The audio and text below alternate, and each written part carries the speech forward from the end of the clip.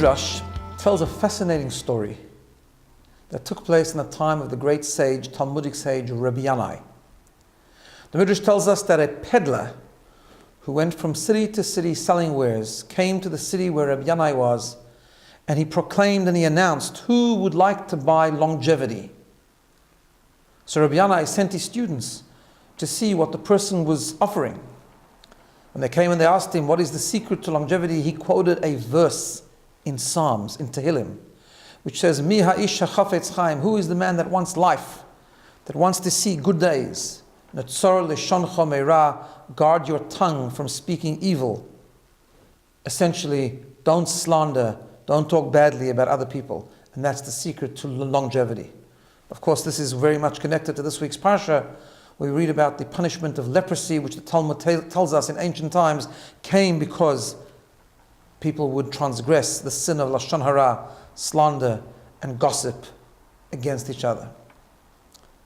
When they came back and they told Rabbi Yanai was impressed. He said he'd seen new depth in the verse.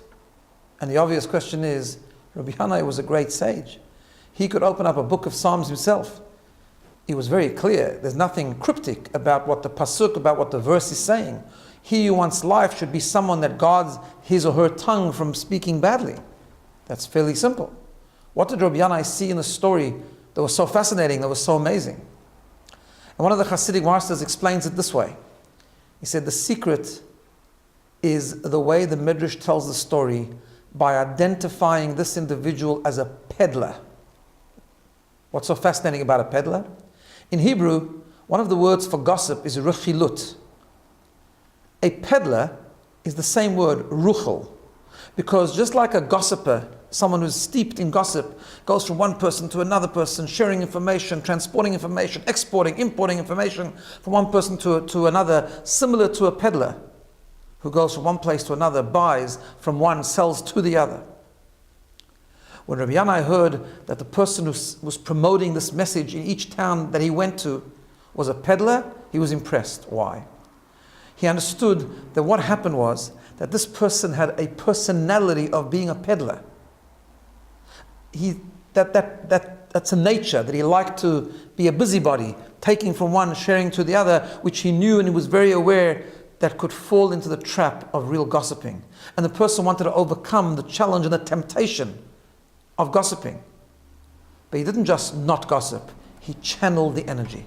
He said, if I'm a personality of a peddler, let me use it out for something positive. Let me go from town to town, and instead of gossiping, instead of sharing the news from one to another, I will go from town to town sharing the message that he who wants longevity should guard his tongue from speaking bad.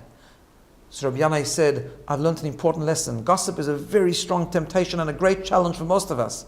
One of the ways to overcome it is not just to not gossip, but to use the urge for gossip in a positive context.